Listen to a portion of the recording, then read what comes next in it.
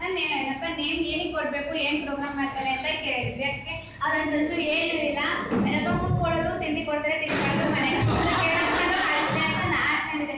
But ಇಲ್ಲಿ ಬಂದ್ಮೇಲೆ ಗೊತ್ತಾಯ್ತು ಲೈಫ್ ಲಾಂಗ್ ನೆಮ್ಮದಿಯಿಂದ ಕೂತ್ಕೊಂಡು ಊಟ ಮಾಡ್ಬೇಕು ಅಂತ ಹೇಗಿರ್ಬೇಕು ಅನ್ನೋದು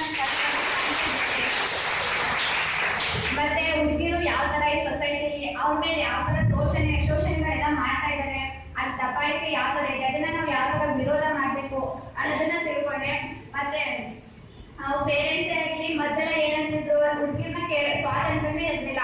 ಮ್ಯಾರೇಜ್ ಆಗೋಕೆ ಹುಡುಗ ಬಂದ್ರೆ ಸಾಕು, ಹುಡುಗ ಇಷ್ಟ ಅಂತ ಕೇಳಿದ್ರೆ ಎಲ್ಲರೂ ಅಪ್ಪ ಅಮ್ಮ ಏನಂತಾರೋ ಹಂಗೆ ನಾನು ಅವ್ರ ಒಪ್ಕೊಂಡ್ರೆ ನಾನು ಒಪ್ಕೋತೇನೆ ಅಂತ ಅನ್ನೋ ತರ ಮಾಡಿದ್ದಾರೆ. ಈಗ ಯಾವ ಹುಡುಗಿರು ಇಲ್ಲಿರೋ ಯಾವ ಹುಡುಗಿರು ಆ ತರ ಅನ್ನಲ್ಲ, ನಮ್ಗೆ ಇಷ್ಟ ಆದ್ರೆ ಮಾತ್ರ ನಾವು ಒಪ್ಕೋತೀವಿ ಅನ್ನೋ ಒಂದು ಪವರ್. ಮತ್ತೆ ಮ್ಯಾಮ್ ಐ ಮಿಸ್ ಯು.